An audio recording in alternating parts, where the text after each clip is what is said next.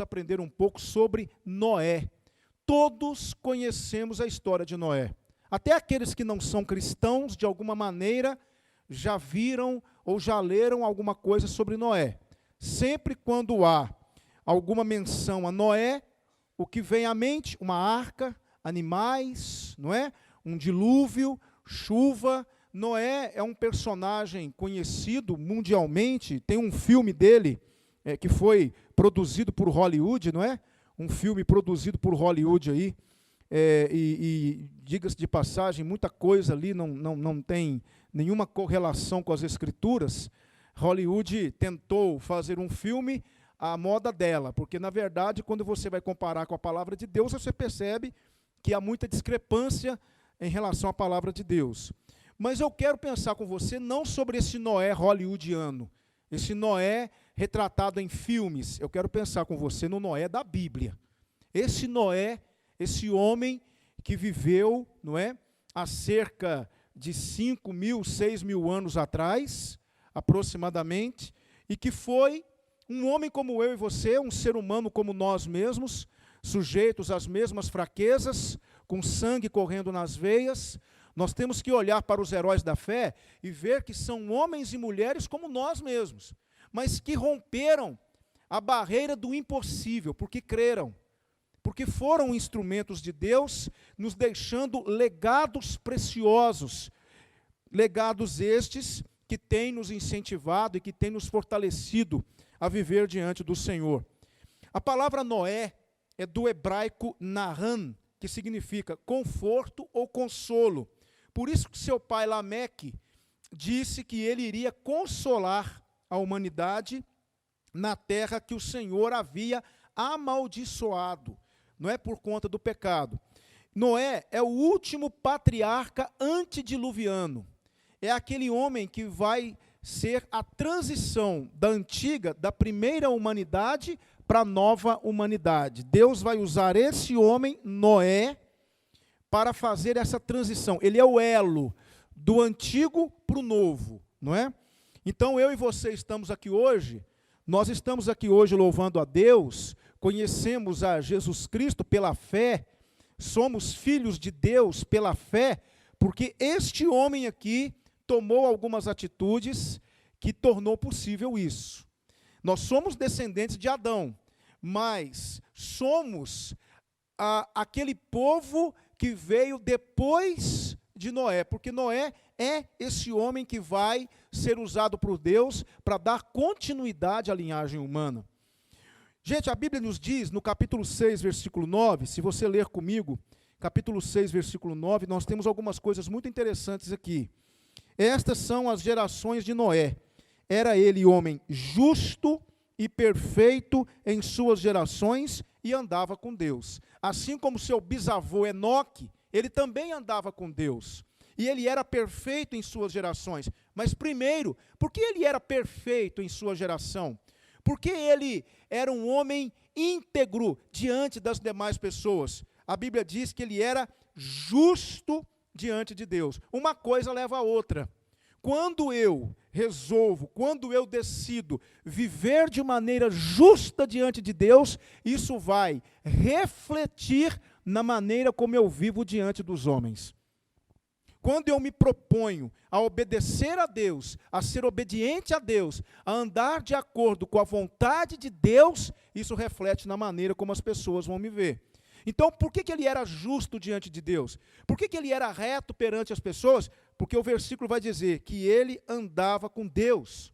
O capítulo 7, versículo 1 também nos diz isso. O capítulo 7, versículo 1 diz assim: depois disse o Senhor a Noé: entra na arca, tu e toda a tua casa, porque tenho visto que és justo diante de mim nesta geração. Tenho visto que és justo diante de mim. Aqui vai uma pergunta para vocês. Como é que Deus te vê? Como é que Deus me vê? Uma coisa é a maneira como as pessoas me veem. Outra coisa é a maneira como Deus me vê. Como é que Deus nos vê? Quando Deus olha para Ragna, como é que ele vê a Ragna? Sabe por que eu estou perguntando isso? Quando Deus olha para o pastor Alex, como é que ele vê o pastor Alex? Sabe por que eu estou perguntando isso? Porque Deus nos conhece como ninguém conhece. Eu conheço você mediante aquilo que você mostra para mim, e vice-versa.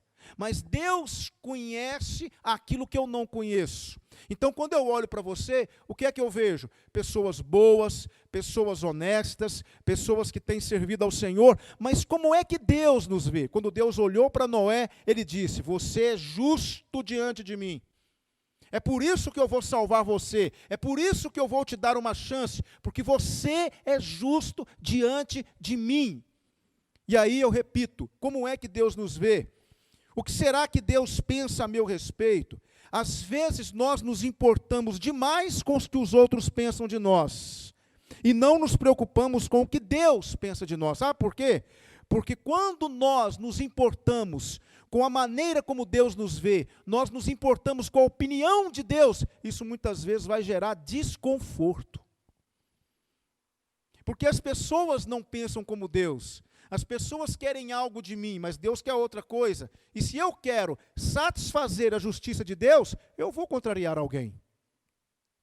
Eu vou contrariar alguém. Quando eu passo a ter isso como prioridade na minha vida, agradar a Deus acima de todas as coisas, eu vou ter desconforto, mal-estar com as pessoas.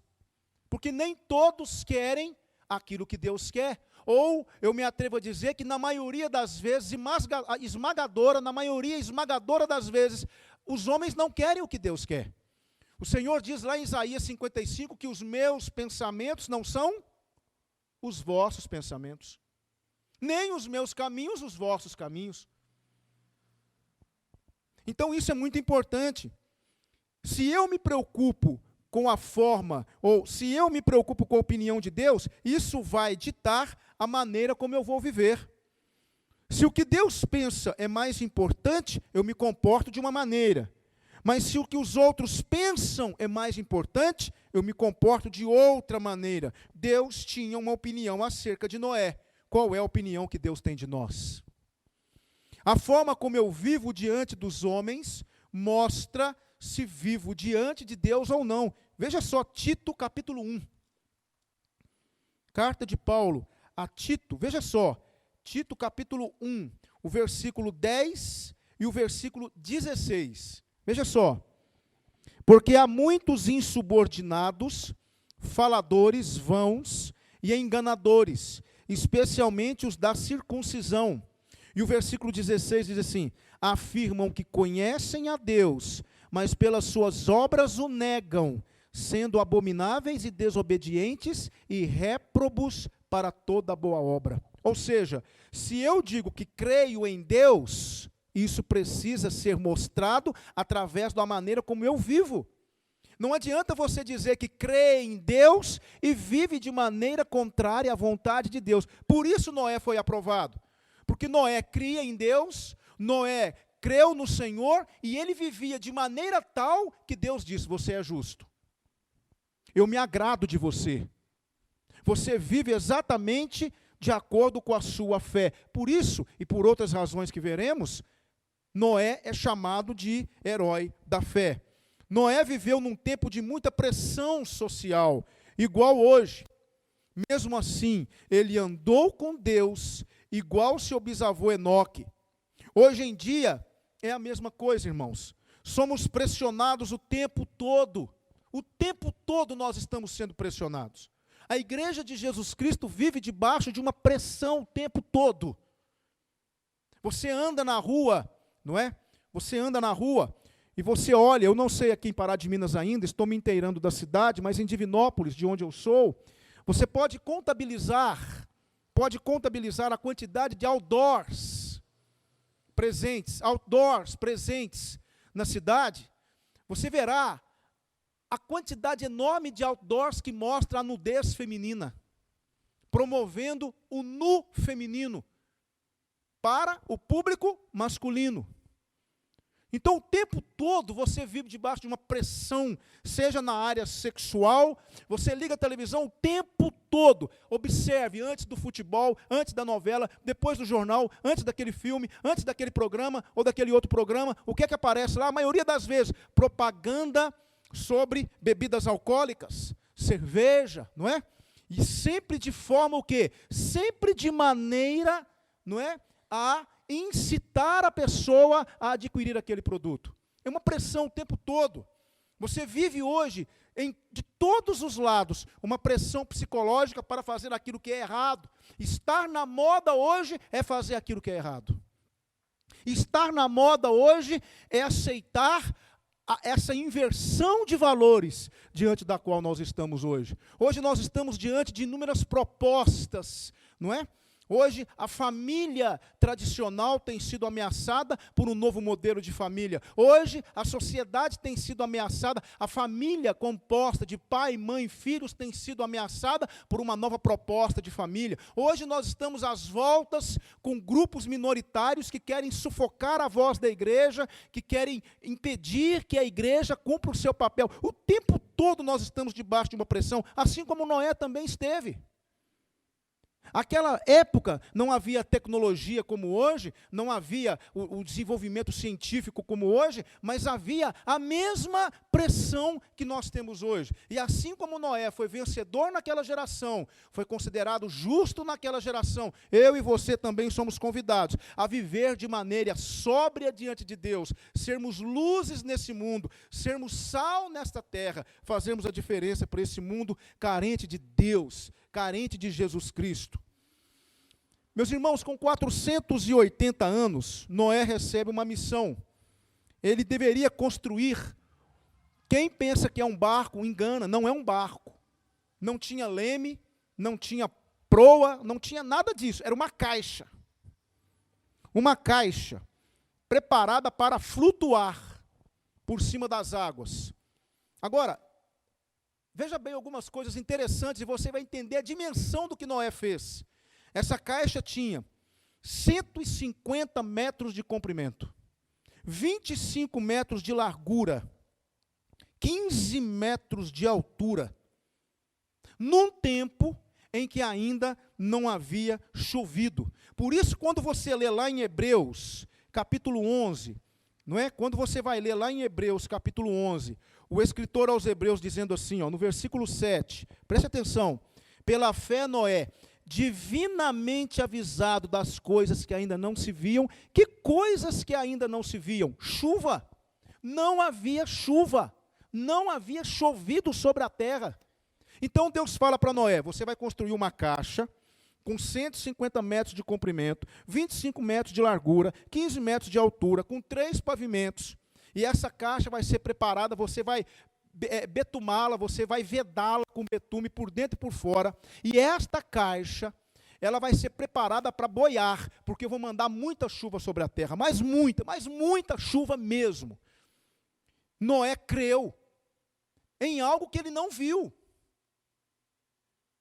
Isso é fé.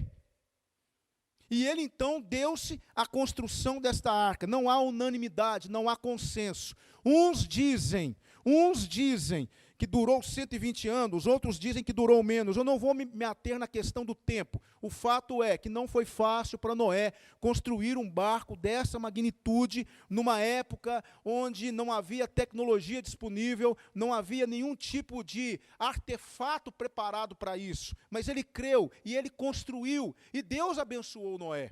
Meus amados irmãos, Jesus fala desse momento. Lucas capítulo 17, versículo 26. Lucas 17, 26. Lucas 17, 26. A palavra de Deus diz assim. Veja só.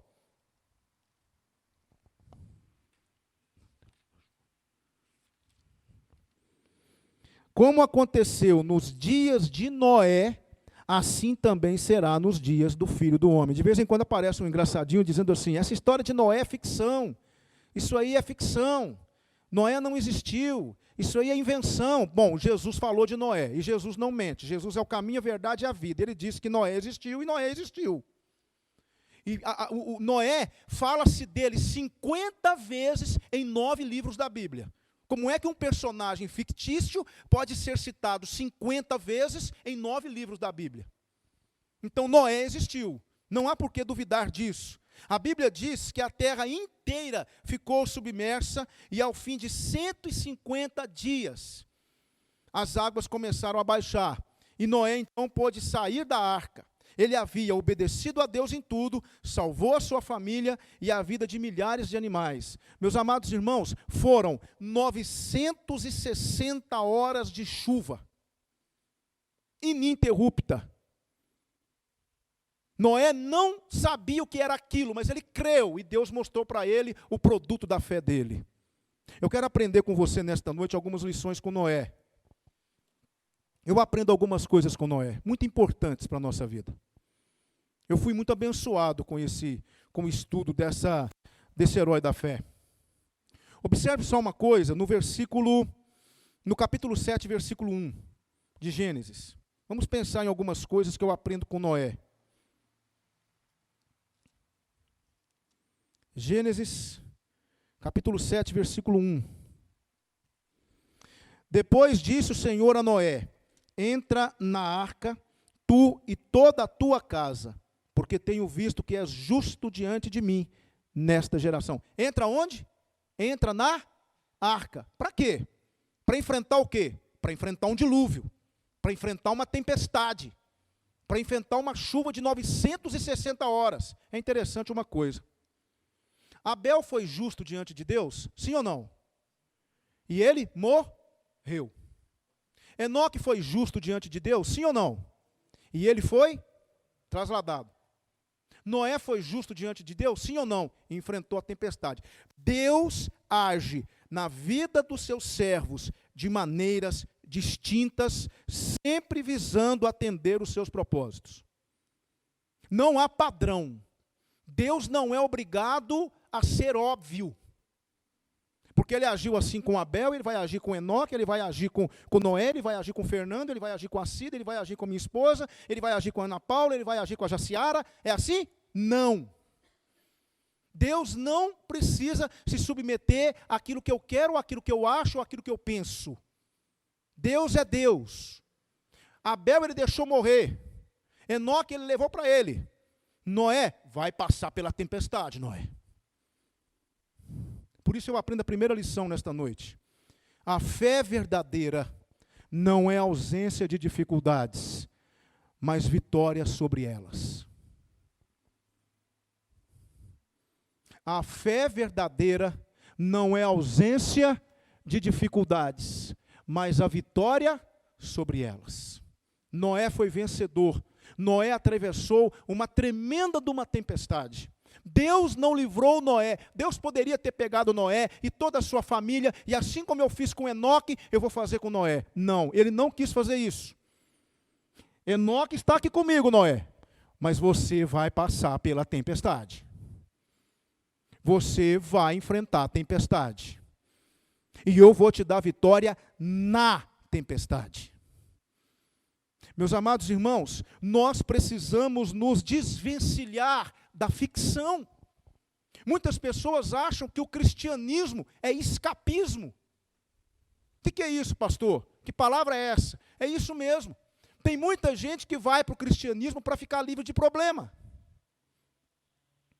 Muitos acham que se eu for cristão, os meus problemas vão se resolver, eu vou arrumar um emprego, eu vou conseguir resolver essa pendência ou aquela pendência, e isso não é verdade. Não há na palavra de Deus a garantia disso. Quem prega isso está pregando uma mentira. Você precisa vir para Cristo, porque sem Cristo você está perdido. Você irá para o inferno. Não é porque Ele pode te dar riquezas, ou ouro, ou bens. As pessoas muitas vezes olham para o cristianismo como uma tábua de salvação, não da alma, mas do bolso. E isso não é verdade. Não existe isso. Nós precisamos ir para Cristo entendendo que na maioria das vezes nós vamos enfrentar e continuar enfrentando dificuldades. Noé, eu me agrado de você, rapaz. Você é um camarada bacana. Sua família é um exemplo. Você é justo diante de mim. Mas vai vir chuva aí e você vai enfrentar. Fernando, eu amo você. Você é meu filho. Mas lá na frente tem tempestade te esperando. Eu vou te fortalecer porque eu vou usar você lá. Por isso, quando nós formos orar, sejamos sábios nas nossas orações. É muito fácil eu me ajoelhar diante de Deus e dizer: Senhor, me cura, Senhor, me livra, Senhor, me impeça o problema de se aproximar de mim, Senhor, me cerque por todos os lados, Senhor, mantenha as dificuldades longe de mim, eu sou seu filho. E Deus diz: sim, meu filho, e porque você é meu filho, eu quero que você cresça, eu quero que você amadureça, e para você amadurecer e crescer no seu relacionamento comigo, eu preciso deixar você enfrentar tempestades.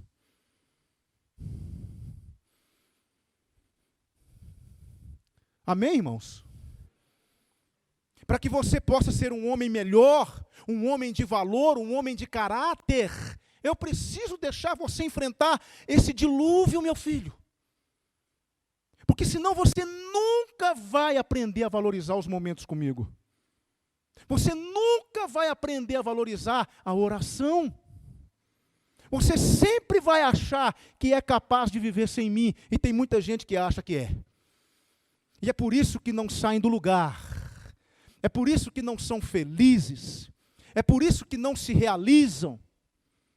Porque acham que conseguem viver sem Deus. Então, quando Deus deixa a tempestade chegar, não é porque Ele é mau, não é porque Ele é perverso, é porque Ele ama. É porque Ele nos ama. Não há um filho de Deus que passe por uma tempestade e chegue no final dela da mesma maneira. Não há. Veja só o que nos diz Romanos 8, 31 a 39. Romanos 8, 31 a 39. Veja o que Paulo vai dizer. E Paulo entendia muito disso. Romanos 8, 31 a 39.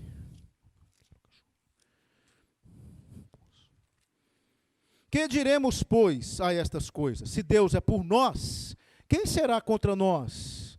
Aquele que nem mesmo a seu próprio filho poupou, antes o entregou por todos nós, como não nos dará também com ele todas as coisas? Quem tentará acusação contra os escolhidos de Deus? É Deus quem os justifica. Quem os condenará? Cristo Jesus é quem morreu, ou antes quem ressurgiu dentre os mortos, o qual está à direita de Deus e também intercede por nós. Quem nos separará do amor de Cristo? A tribulação, a angústia, a perseguição, a fome, nudez, perigo ou espada? Como está escrito: por amor de ti somos entregues à morte o dia todo. Fomos considerados como ovelhas para o matadouro. Mas em todas estas coisas somos mais que vencedores por aquele que nos amou. Agora prestem atenção, porque estou certo de que nem a morte, nem a vida, nem anjos, nem principados, nem coisas presentes, nem futuras, nem potestades, nem altura, nem a profundidade, nem qualquer outra criatura nos poderá separar do amor de Deus que está em Cristo Jesus, nosso Senhor. Deus permite? Permite, mas Ele nos dá vitória de uma maneira ou de outra. O problema é que a nossa concepção de vitória está equivocada. Eu já disse isso há um tempo atrás e Deus me permite dizer de novo: vitória não é ter, vitória é ser. Isso é que classifica um verdadeiro vencedor. Veja só o que nos diz Isaías 41, versículo 13. Isaías 41, versículo 13. A palavra de Deus tem algo para nos dizer nesta noite. Um versículo muito conhecido da igreja. Isaías 41, 13 diz assim: porque eu, o Senhor teu Deus, te seguro pela tua mão direita e te digo: não temas, eu te ajudarei. Ele não tirará você da tempestade, Ele não impedirá você de passar por esse ou por aquele desafio, mas Ele diz para você: eu vou te ajudar, porque você vai aprender muitas coisas aí. Então essa é a primeira lição que eu aprendo com Noé. A verdadeira fé não é ausência, né? A fé verdadeira não é ausência de dificuldades, mas vitória sobre elas. Não é? Abel foi justo e morreu, Enoque foi justo e foi trasladado, Noé foi justo e enfrentou uma tempestade. E aí perguntamos, gente, mas logo aquele irmão passando por essa dificuldade? Sim, logo aquele irmão. Logo ele é uma bênção, amém, logo ele. É justamente por ele ser uma bênção que ele está conseguindo passar por isso. Essa é a primeira lição que eu quero compartilhar com você acerca de Noé. Mas eu aprendi mais uma lição. O capítulo 6, versículo 22 de Gênesis.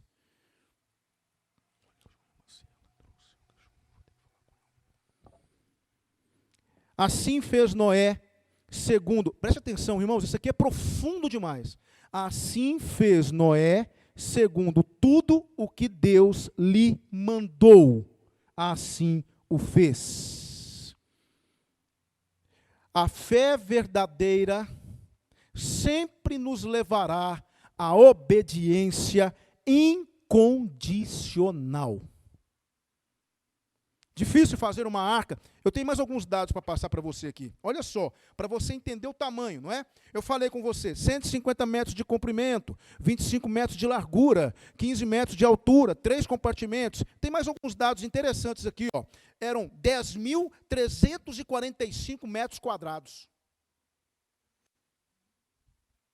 Quer mais? Então tá bom, vamos lá. Não me pergunte como foi que conseguiram chegar nessa conclusão aqui. Eu estudei, está lá, eu acredito, homens sérios, então conseguiram.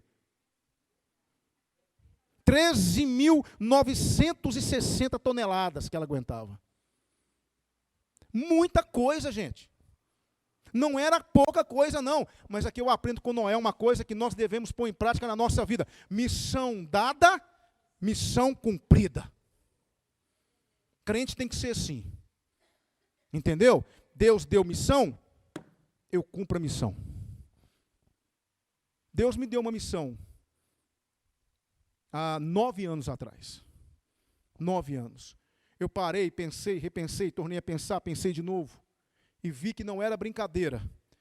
Mas o Senhor nos capacita. Eu estou aqui hoje como pastor, tenho minhas responsabilidades, tenho a minha visão do que significa ser ministério pastoral. Estava hoje na viagem conversando com Getúlio, né, Getúlio?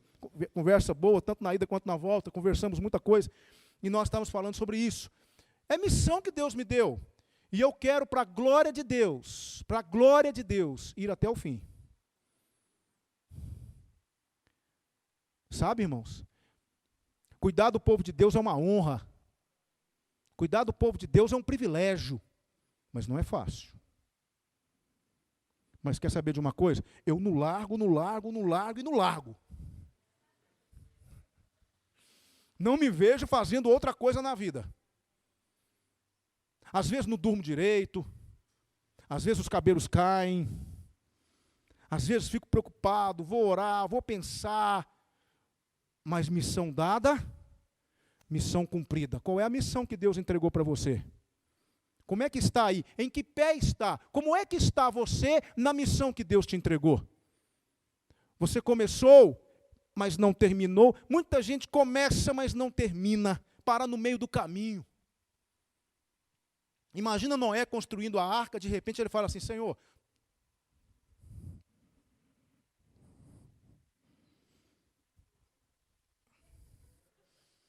não consigo mais. Olha as mãos. Nem um anjo para ajudar.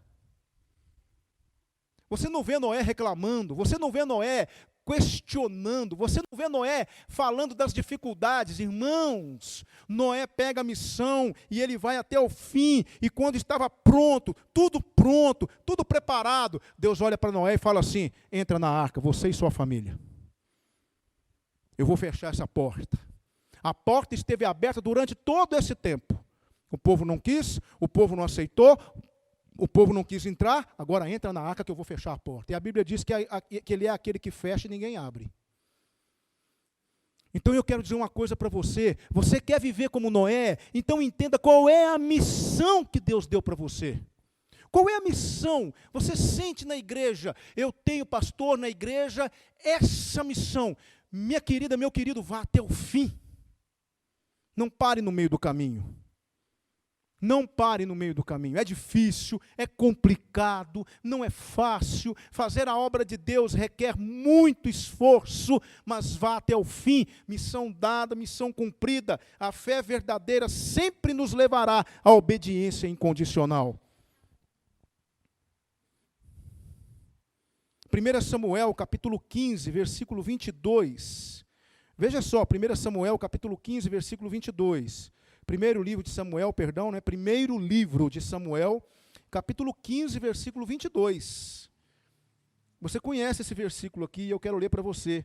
Samuel disse assim para Saul, veja só, tem porventura o Senhor tanto prazer em holocaustos e sacrifícios, como em que se obedeça à voz do Senhor?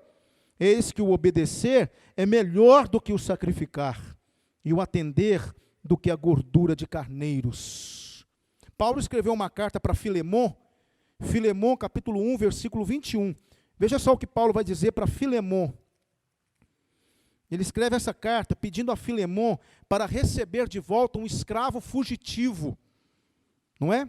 Então ele escreve essa carta pedindo a Filemon que recebesse de volta esse escravo fugitivo. E ele vai dizer assim no versículo 21.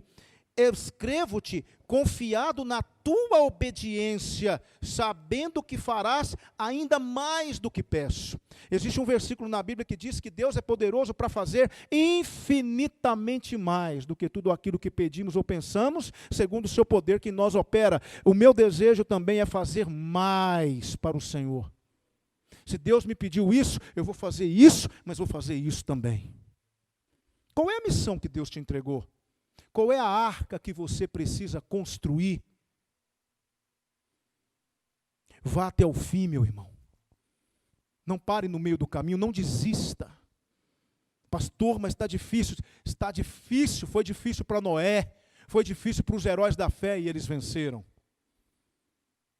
A rebeldia é a voz do Senhor, é uma das maiores provas de ausência de fé que existe. Como alguém pode dizer que crê em Deus, mas é rebelde à voz de Deus? Como alguém pode dizer que crê em Deus, mas não obedece a Deus? É incongruente, é incompatível. Eu obedeço porque eu creio, eu obedeço porque eu tenho fé, então eu obedeço. Eu tenho fé, eu obedeço. Me lembro de Jonas, não é? Deus falou para Jonas, vai lá para Nínive, prega o evangelho em Nínive. Jonas conhecia Nínive, Jonas conhecia os assírios.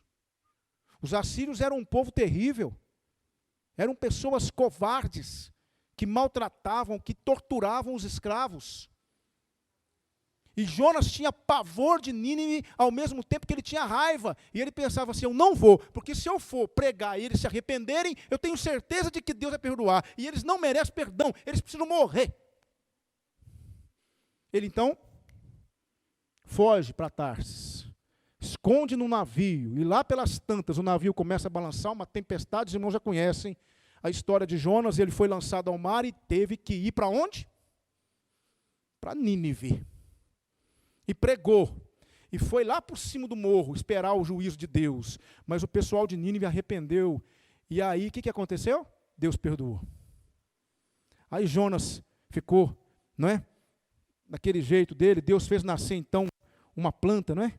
Que deu uma sombra gostosa para Jonas. Aí Jonas, todo feliz debaixo da sombra, Deus manda um bicho lá que pica, ou sei lá o que ele fez com a planta morreu.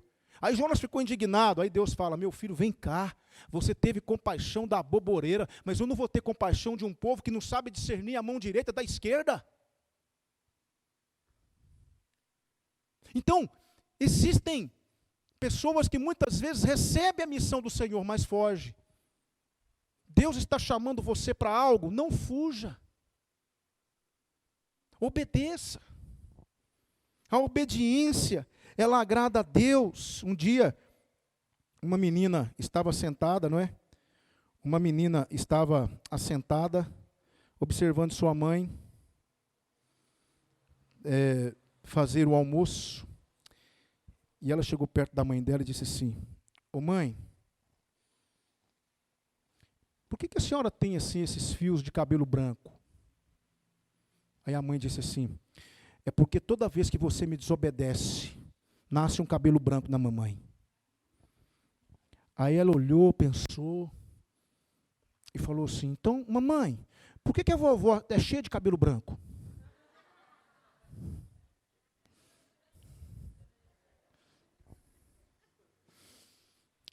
Isso aqui é o que nós chamamos de quebra-gelo, né? Mas eu fico pensando, será que Deus tem cabelos brancos, hein, gente? Por minha causa, hein? Se Deus tem cabelo, será que é branco os cabelos de Deus? Será que o pastor Alex é responsável? Fica aí a reflexão, não é? Um certo rapaz foi na igreja, o culto acabou, ele chegou em casa, aí o pai disse assim: ué, já acabou? Ele disse assim: não, agora é que vai começar. Sabe, gente, nós precisamos entender a necessidade de obedecermos a Deus. Eu não quero produzir cabelos brancos em Deus, e você? Eu quero chegar no céu e Deus falar assim: bom está, servo bom e fiel. Você foi fiel, entra no gozo do seu Senhor. Você foi obediente, entra no gozo do seu Senhor. Sabe, irmãos, nós precisamos entender a importância. Deus disse para Noé: construa uma arca. Vai ser difícil, vai ser complicado. Você vai ter que cortar madeira, vai ter que emparelhar, vai ter que fazer isso, vai ter que fazer aquilo. Mas ele foi até o fim, construiu e salvou a humanidade. Eu louvo a Deus pela vida de Noé.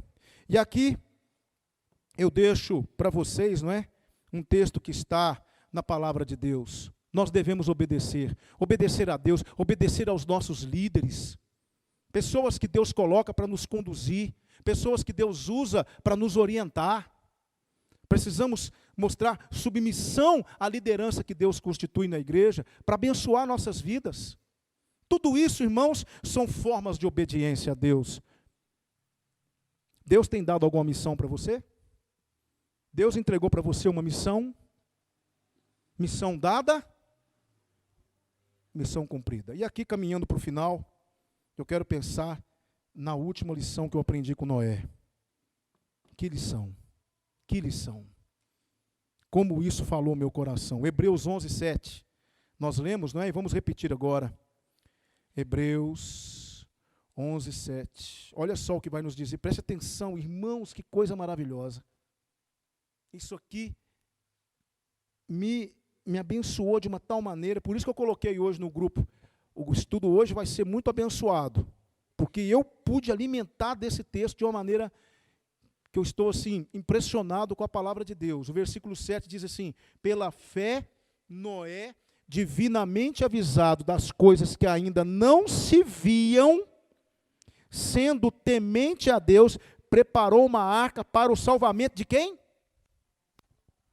Não, eu não escutei. Para o salvamento de quem? Meu Deus. Eu aprendo com Noé o seguinte: a verdadeira fé, ou a fé verdadeira, nos torna responsáveis. A verdadeira fé nos torna responsáveis. Por quem? Pelo meu próximo. Eu sou responsável por vocês. Eu tenho responsabilidade diante de Deus de cuidar dessa igreja aqui. Olha só o que diz Hebreus. Hebreus 13:17. Obedecei a vossos pastores, sujeitai-vos a eles. Por quê? Porque velam por vossas almas, como aqueles que hão de dar conta delas, para que o façam com alegria e não gemendo, porque isso não vos seria útil. Qual é a minha missão? Qual é a minha missão? Cuidar da igreja de Cristo. Cuidar de vocês. Quando eu estiver diante do Senhor, Deus vai falar assim: o que foi? Qual foi o apoio? Como foi que você cuidou da Ana Paula? Como foi que você cuidou do Olavo? Como foi? Agora me fala da Eva. Qual foi o carinho? Qual foi o cuidado que você teve com a Eva? Agora vem cá. Eu quero que você me fale do Fernando. O que você me fala do Fernando? Como foi o cuidado com o Fernando? Então agora vem cá, a Luciene. Como foi a Luciene? Como foi que você cuidou dela? Você ajudou ela naquele momento difícil? E o Alisson, como foi o Alisson? Você deu apoio para o Alisson? Imagina isso, irmãos. Imagina isso, Cida. Como é que vai ser? Porque Deus me deu essa responsabilidade. Deus deu uma responsabilidade para você. Sabe qual? Primeiro, cuide dessa pessoa que está do seu lado. Cuide dessa pessoa que está do seu lado. Cuide desse irmão. Caim chegou diante de Deus e Deus disse assim: onde está Abel, seu irmão? E ele falou: sei lá. Eu sou guardador do meu irmão? Eu sou guardador dos meus irmãos. Eu sou responsável por vocês. E eu quero cumprir a minha carreira, o meu ministério com responsabilidade diante de Deus, porque eu sei que a fé verdadeira, ela nos torna responsáveis. Noé era responsável pela família dele. Eu quero fazer uma pergunta para essa igreja linda que está aqui nesta noite. Por que é que a família de Noé entrou na arca? Porque Noé cuidou da família dele. Noé pregou, Noé doutrinou, Noé ensinou. E todos eles entraram na arca. Não havia lugar para incredulidade naquela arca. Se a família entrou, é porque Noé cuidou. Aqui eu quero falar para os homens. Para os homens agora. Nós temos cuidado da salvação da nossa família, porque essa responsabilidade é nossa. Qual é a arca que eu tenho construído para a minha família? Eu tenho cuidado dos meus filhos, eu tenho cuidado da minha esposa, eu tenho cuidado da minha casa, eu tenho sido um sacerdote dentro da minha casa, eu tenho orientado as minhas filhas no caminho de Deus, os meus filhos no caminho de Deus, eu tenho cuidado para que a minha família ouça e creia no Senhor e entre na arca com o Senhor. Noé foi responsável pela família dele, então Deus olha para ele e diz: entra na arca, tu e tua família. Tem muito homem que está na arca e a família do lado de fora. Verdade ou não é, irmãos? Tem muito homem que está na arca e os filhos estão fora. A esposa está fora, não por conta da incredulidade somente, mas por conta, muitas vezes, da omissão. Eu quero convocar esses irmãos amados que estão aqui esta noite. Nós, homens, vamos construir uma arca para a nossa família. Vamos cuidar da nossa família. É o bem mais precioso que temos abaixo do Senhor. Cuide dos seus filhos, dê exemplo para os seus filhos. A palavra de Deus diz: ensina a criança o caminho que ela deve andar, e quando envelhecer não se desviará dele. Eu vejo esse texto por dois prismas. Eu vejo pelo prisma da fé, mas eu também vejo pelo prisma da incredulidade. Se eu ensino meu filho a ser egoísta, ele será egoísta. Se eu ensino meu filho a ser mesquinho, ele será mesquinho. Se eu ensino meu filho a ser rebelde, ele será rebelde. Se eu ensino meu filho a ser desonesto, ele será desonesto. Mas se eu ensino meu filho a orar, ele orará. Se eu ensino meu filho a ler a Bíblia, ele conhecerá a Bíblia. Se eu ensino meu filho os caminhos do Senhor, ele vai conhecer o Senhor. Eu quero perguntar para vocês nesta noite, sobre quem vocês se sentem responsáveis. Observe que Noé preparou uma arca para o salvamento de sua família. O que temos preparado para a salvação das nossas? Tenho cuidado, nós temos cuidado das nossas famílias, temos cuidado dos nossos irmãos, temos cuidado da igreja. Meus irmãos, nós precisamos cuidar da igreja de Jesus. Precisamos orar pela igreja, orar pelos ministérios, orar pelos nossos diáconos. Os diáconos oram pela igreja, eu tenho certeza. Precisamos orar pelos diáconos, orar pelos jovens, ore pelo seu pastor. Eu peço vocês, orem por mim. Porque quando o povo de Deus está de joelho pelo seu pastor, ele está em pé diante do povo de Deus. Orem pelo seu pastor. Eu peço vocês, eu oro por vocês, oro. Tenho orado todos os dias. Mas eu peço que vocês orem por mim. Orem por nós. Vamos ser responsáveis uns pelos outros. Veja o que nos diz 1 Timóteo. Primeira carta de Paulo a Timóteo, capítulo 5, versículo 8. Estou caminhando para o final. 1 Timóteo, capítulo 5, versículo 8. Veja o que Paulo vai dizer aqui para Timóteo. Mas, se alguém não cuida dos seus, e especialmente dos da sua família, tem negado a fé e é pior do que o infiel. Veja só o que nos diz Gênesis 4:9. Eu já citei o versículo, mas eu vou ler assim mesmo. Quando Deus pergunta para Caim, perguntou, pois, o Senhor a Caim, onde está Abel, teu irmão? Respondeu ele, não sei, sou eu guarda do meu irmão? Quando eu visualizo aqui de cima, eu fico só observando quem é que veio, quem é que não veio na igreja. Não é? Eu observo. Quem tem o costume de vir na quarta-feira e não vem? Ou quem é que vem domingo, mas não veio naquele dia? Eu observo. Na semana eu quero ligar. Na semana eu ligo, eu quero saber o que foi que aconteceu. Essa semana eu já liguei para uns 3. Eu não te vi na igreja domingo. Aconteceu alguma coisa? Você não veio porque tem algum problema acontecendo? Por quê? Eu tenho que saber que a minha ovelha está bem. Sabe por quê?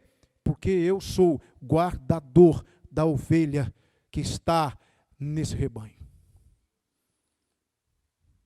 Meus irmãos, eu quero terminar com uma frase, e depois nós vamos orar agradecendo a Deus, não é? Eu tenho alguns avisos para dar, mas eu quero encerrar dizendo uma frase para você. Nós até podemos fugir das nossas responsabilidades, mas não poderemos fugir das consequências.